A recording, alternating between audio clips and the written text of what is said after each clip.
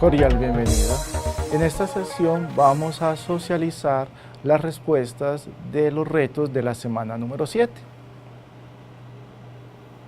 Como ustedes recuerdan, teníamos en los retos privados ejercicios sobre los verbos, el reto número 2, y un ejercicio de ordenar ideas a partir de unas secuencias que el reto nos daba en las claves.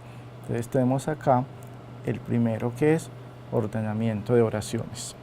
Y vamos a leer cada una de las oraciones que nos planteaba el reto. Si se acuerdan, eran 11. Acá creo que las podemos visualizar mejor. 11. Espero que hayan seguido la estrategia planteada en la sesión anterior, cuando les decía que era un imperativo leer las 11 oraciones, a pesar de que no están en una secuencia lógica, pero eso de todas formas nos va a ayudar a inferir la idea general de las 11 oraciones. Luego de ese ejercicio, marcar, si era el caso, ¿sí?, estas palabras, estos conectores que nos permite, ¿sí?, estos conectores nos permite saber la secuencia, ¿sí? Entonces miramos que aquí había algunos, ¿cierto?, que nos pueden dar luces de la secuencia lógica. También la invitación era ¿cierto?, a reconocer, ¿sí?, si había una mayúscula, una palabra minúscula, reconocer esa marca y a partir de allí ir organizando cada una de las oraciones. Espero pues que la estrategia haya sido un éxito y que ustedes la hayan desarrollado cabalmente. Entonces acá tenemos la respuesta. Recordemos que habían 4 claves, ¿sí?, dependiendo pues del orden de cada una de las oraciones, las pistas que les acabo de comentar, y la respuesta es la clave A, ¿cierto? El orden lógico del párrafo pues sería de esta naturaleza, ¿cierto? 2, 11, 3, 8, 4, 9, 5, 6, 10, 7, 1. El orden lógico de este párrafo sería de esta forma. Benzer perfeccionó un método muy ingenioso para concentrar mutantes de comportamiento en la mosca. Esa es la primera oración. Procede con las poblaciones de Drosophila como con soluciones de proteínas. Coloca la mezcla de moscas normales y mutantes en suspensión en un tubo de ensayo. Las comprime hacia el fondo del tubo y luego deja que se desplacen, orientando el gollete, la parte superior del tubo, hacia la fuente de luz. Entonces acá tenemos que las drosófilas sanas se dirigen espontáneamente hacia la luz e intentan escaparse. Las otras se quedan en el fondo del tubo. De este modo se divide progresivamente la población de moscas. Las que sistemáticamente no se desplazan hacia la luz son recogidas. Entre ellas se encuentran, desde luego, muchas minusválidas, cegatas, paralíticas. Aquí hay unos puntos suspensivos, alguna ayuda. Entre estas nos interesan muchas mutantes. No presentan una reorganización importante de la anatomía, sin embargo, los trastornos de comportamiento son manifiestos. La mutante Snaker agita vigorosamente las alas cuando la anestesia. La mutante Nat cae paralizada cuando se eleva su temperatura a 35 grados Celsius. La mutante Van Sensity muere en pocos segundos después de un choque mecánico. ¿Cuál puede ser el origen de estos trastornos? El párrafo pues cierra con una pregunta. Espero pues que hayan encontrado este orden, que hayan revisado cada una de las 4 claves, a ver cuál de esas 4 claves satisface el orden lógico de las oraciones, ¿cierto? Porque las demás claves son ya sencillamente combinaciones, ¿sí? Combinaciones de las oraciones que pueden inducir a un error. Muy bien. El reto 2 de la semana 7 nos invitaba a analizar el uso del verbo haber. Teníamos acá una cita y en la cita Alicia y su novio apenas hubieron traspasado el umbral, la puerta se cerró de golpe. Teníamos acá el verbo hubieron y la pregunta era si estaba bien o mal empleado, ¿sí? Entonces teníamos acá la estrategia, espero que se haya desarrollado, hayan encontrado esto de participio, que es un participio, cuál es la necesidad del participio, y llegar pues a la respuesta, en este caso la A, empleado adecuadamente, ¿sí? A pesar de que nos han vendido la idea que haber, el verbo no tiene una pluralidad, muchas veces nos sancionan cuando nos dicen, ves que hubieron muchos muertos en la última tragedia, no es que hubo muchos muertos, ¿cierto? Nos han sancionado, pero sí hay un contexto, hay varios contextos de hecho, donde sí es lícita la pluralidad de este verbo. Justamente este es uno de esos contextos, ya ni sencillamente porque está seguido del participio del verbo que se está conjugando. ¿Cuál será ese verbo, cierto? Vamos a revisar acá. Hubieron traspasado, mirámoslo acá. Aquí tenemos el participio, ¿cierto? Pasado de hecho. Cuando existe esta combinación, con seguridad hay una estructura legal, en términos pues gramaticales, del uso de la pluralidad del verbo haber, ¿cierto? Entonces miremos acá. Esta forma verbal se emplea para formar, seguida del participio del verbo que se está conjugando, la tercera persona del plural, del tiempo compuesto denominado pretérito anterior o antipretérito, del indicativo. Ahí tenemos todas las posibilidades, ¿sí? Entonces acá, cuando todos hubieron terminado, miramos acá, ado, endo, ¿cierto? Se marcharon a sus casas, ¿sí? Las demás claves pues son, digamos así, el recuento histórico de alguna forma y popular del verbo, ¿sí? Hay momentos que la gramática sí lo ha permitido, ¿sí? Y hay otros, pues por la cultura, llamemos así, cotidiana, que dice que no, pero que verdaderamente hay contextos donde sí es lícito emplear el hubieron, ¿cierto? Véalo por acá, hubieron terminado, ¿sí? Entonces ahí tenemos ese contexto que sí es lícito. Espero pues haber nutrido un poco esa parte gramatical y también de uso, pues que es lo más interesante, no saberse la norma, es que no se dice así, sino tener como un grado de, digamos ahí, de certeza y poder argumentar con toda, digamos así, la confianza cuando vean este tipo de contexto del verbo haber. Y el último, de la semana número 7, era el reto público, uso de la pluralidad. ¿Se acuerdan de la nota de la National Geographic? ¿Sí?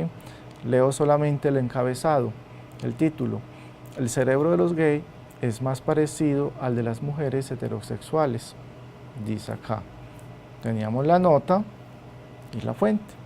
Nos decía acá las claves. ¿Está o no bien empleada la pluralidad de esta palabra? Ahí teníamos las claves. Empleado de manera inadecuada porque no tiene plural. Mal empleado porque en español no está aceptado y se debe escribir homosexual. Mal escrito porque lo correcto es gay. Usado de manera correcta porque como es una palabra del inglés solo basta agregarle una S. Entonces aquí teníamos las claves y acá tenemos la respuesta, ¿sí? C.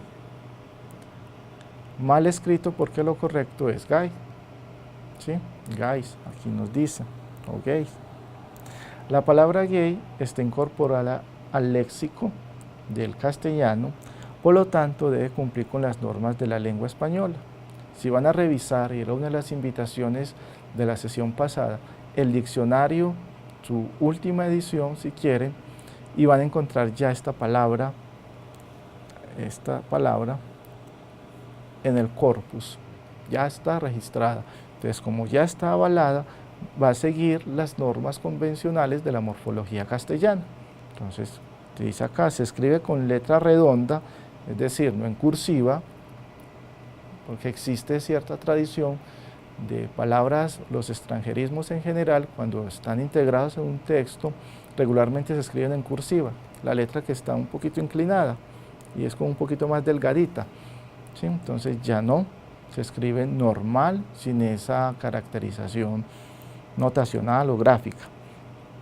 Y al formar el plural, no se recomienda la grafía pues que está en la nota periodística, pues la regla del idioma castellano indican que aquellos sustantivos y adjetivos que han sido incorporados recientemente al léxico, como esta palabra, y que terminan en i, precedidos de una vocal abierta, forman el plural con is, como es la a, ¿cierto? Vocal abierta. Y cambia por i normal, porque tiene carácter vocálico. Les agradezco su atención y nos vemos en otra oportunidad.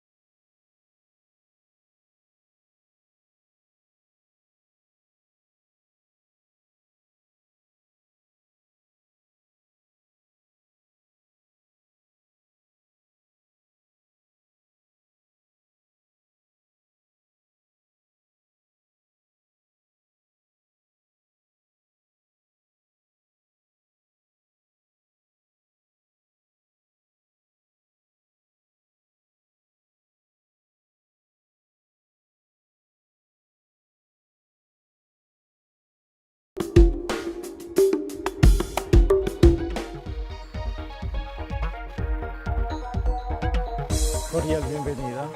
En esta sesión vamos a revisar los retos correspondientes a la semana número 7. Vamos a plantear una explicación y una metodología para resolver cada uno de los retos. Reto semana 7. Empezamos con el reto privado. Uno de los dos retos privados. En este ejercicio vamos a ordenar una serie de oraciones que darán como resultado un párrafo. Tenemos acá en el tallo del reto que vamos a leer las siguientes oraciones que conforman un párrafo completo. Vamos a tener esa idea. Es un párrafo, es un bloque. Visualmente vamos a concebir un párrafo como un bloque. Luego seleccione la clave que reordena lógicamente los elementos del texto. Acá tenemos cada oración enumerada. Son 11 oraciones. Ahí las tenemos. ¿Cuál puede ser el origen de estos trastornos? Nos dice la oración número 1.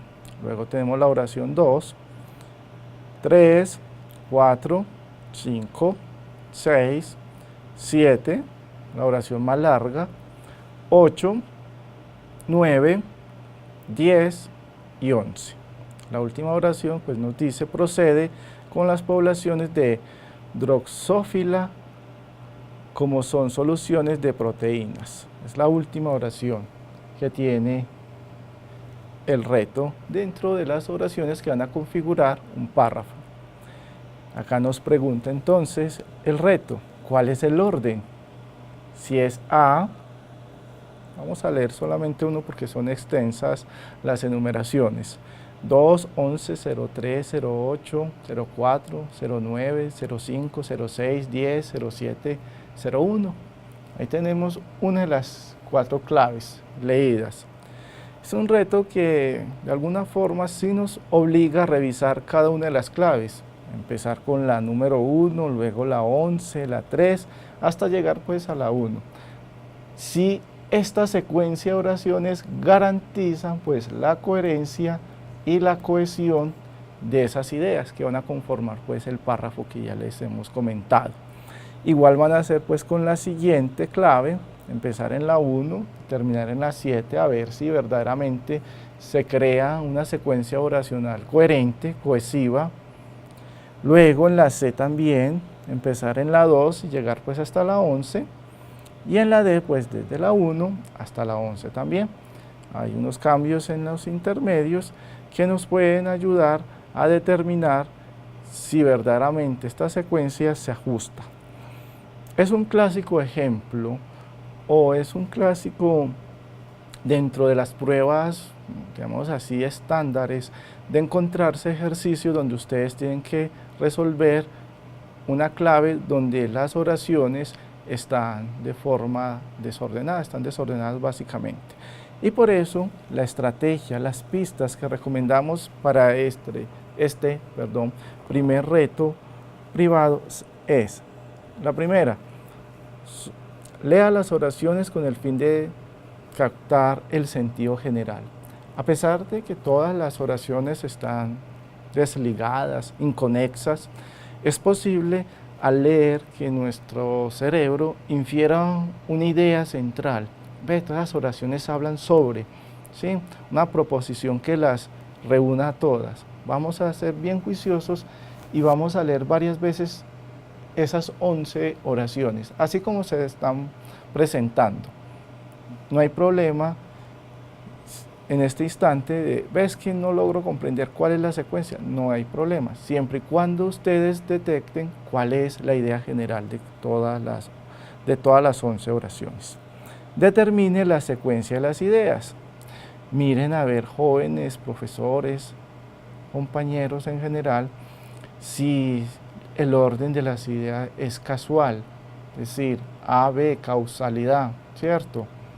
Si es un orden cronológico, de pronto en las oraciones no están planteando secuencias causales, sino más bien orden cronológico, detallen si hay números, no sabemos, ¿sí? Entonces sean conscientes de esta segunda parte de la estrategia. Espacial, cuando las oraciones nos describen un lugar, una descripción podría ser, pregúntele al texto, preguntémosle más bien al texto, me está hablando de una descripción, me está describiendo un espacio. La inferencia nos puede ayudar en este caso. Presta atención, otra de las estrategias o pistas, a los signos de puntuación y a las letras mayúsculas y minúsculas, ¿sí? Recordemos que después de un punto sigue una mayúscula. Miren en las oraciones cuáles empiezan con minúsculas y mayúsculas. Eso ya es garantía de una pista, digamos así, una pista ortográfica que nos puede ir a, digamos, nos ayuda a entender dónde debe ir esa oración después de un punto. Si no hay un punto, entonces no podemos decir que inicie, por ejemplo, el párrafo. Tenga presente los conectores, los enlaces y conjunciones que remiten a las ideas ya expresadas en las oraciones.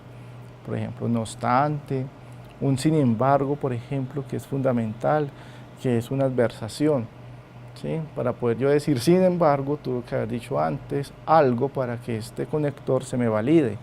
De lo contrario, estaría mal empleado. No obstante, además, vamos a detallar en cada oración cómo inicia. Si inicia con un no obstante, por poner algún caso, ya sabemos que esa no va a ser la primera oración del párrafo, puede estar intermedia más o menos, ¿sí? Entonces ya descartamos ese no obstante. Son pequeñas pistas, pero considero que son significativas a la hora de enfrentarse a un reto de desorden, de oración, o un reto donde se presenta una secuencia y no es tan clara. Siempre ampararnos en la ayuda de los conectores, de los marcadores discursivos. Pongamos otro por ahí como para ilustrar. Por un lado, uno espera en algún momento que se le diga, por otro lado. Son estrategias que nos pueden ayudar a encontrar la coherencia de las oraciones expuestas en el reto privado número 1. Muy bien, ahora tenemos el reto número 2. Uso del verbo haber, uno de los verbos más cotidianos y más empleados en nuestra lengua. Lea el siguiente fragmento y analice el uso del verbo, si está bien conjugado o no. Dice así la citita: todo empezó una noche oscura, la casa estaba sola y cuando Alicia y su novio apenas hubieron, tenemos acá el verbo, traspasado el umbral, la puerta se cerró de golpe. El viento soplaba fuertemente y se sentía un olor metálico. Muy bonita esta última parte, un olor metálico. Ahora bien, ¿está bien hubieron en este contexto? Veamos las claves. El verbo haber en el anterior contexto está A, empleado adecuadamente porque está seguido del participio del verbo que se está conjugando. ¿Qué es eso de participio? Una palabra que de pronto hay que buscar. La B, bien empleado porque denota obligación o necesidad. C, mal empleado porque el verbo haber no tiene plural. Aquí se nos reseña esto, será cierto, que no tiene plural. Mal usado porque no necesita el nexo cuando, ¿cierto? Esta parte pues adverbial. ¿Cuándo? ¿Será cierto? Hasta el momento no lo sé tampoco.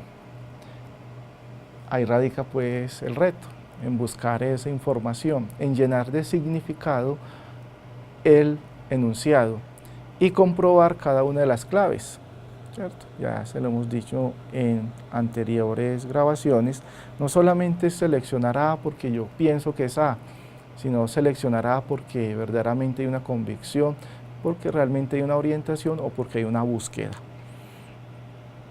Las pistas para este reto: vamos a consultar en un diccionario de conjugación. Existen esos diccionarios, como existe un diccionario de lengua, el de la Real Academia, existen diccionarios inversos, existen diccionarios de antónimos y sinónimos, también existen diccionarios de conjugación. ¿Sí? Vamos a buscar ese tipo de documento y vamos a buscar cómo se conjuga. Sería interesante esa propuesta. Y hallar en ese diccionario el paradigma del verbo haber, cómo se conjuga este verbo, según la norma. Consulte qué es un adverbio para aquellos chicos, chicas, profesores, profesoras o cualquier persona que de pronto tenga alguna confusión, qué es un adverbio, vamos a consultarlo. Y aquí está la última pista, vamos a consultar qué es un participio. ¿Cuál es la naturaleza de los participios? Van a detectar de pronto esa parte del participio en el texto, si verdaderamente hay participio. Si no lo hay, pues de una vez descartamos la clave donde nos dicen que porque está al lado de un participio. Con esta explicación terminamos los retos privados. Ahora vamos para el reto público de esta semana. Uso de la pluralidad. Vamos a encontrar, como es recurrente en el reto público, un contexto real, un uso real de la lengua. Recordemos, siempre son notas, discursos dichos pues por personas reales, y ahí podemos ver pues la pragmática del discurso. Y acá tenemos una breve nota de la National Geographic que nos dice que el cerebro de los gays es más parecido al de las mujeres heterosexuales. Nos dice acá el encabezado, el título. Dice acá, los cerebros de los gays comparten características con los de las personas heteros del sexo opuesto, según revela un nuevo estudio. Investigadores han encontrado similitudes en la estructura física y tamaño del cerebro, así como en la fortaleza de las conexiones neuronales entre personas gays y personas heteros del sexo opuesto. Como ya les dije, fue tomado de esta referencia. Sentamos que es una autoridad, es un argumento de autoridad confiable, pues, la página. Ahora la pregunta de este reto es sobre el plural de la palabra gay. Dice así, el plural de la palabra gay está A, empleado de manera inadecuada porque no tiene plural. Recordemos que es la reflexión sobre la pluralidad. Mal empleado porque en español no está aceptado y se debe escribir pues homosexual. Mal escrito porque lo correcto es gay. Usado de manera correcta porque como es una palabra del inglés, solo basta agregarle una S. ¿Sí? Sería algo así, ¿cierto? ¿Será la D la clave que satisface este reto? Sería interesante consultar un poco, ir al diccionario de lengua, es decir, al diccionario de la Real Academia. ¿Está o no está este término? ¿Ustedes qué pensarán? ¿Ya está avalado por la Real Academia? Busquen en la última edición del diccionario. Ya con esa consulta tenemos pistas para resolver el reto que se les está publicando esta semana. Con esta última explicación cerramos la metodología, la resolución que les puedo brindar para afrontar los retos de la semana número 7. Muchas gracias y hasta pronto.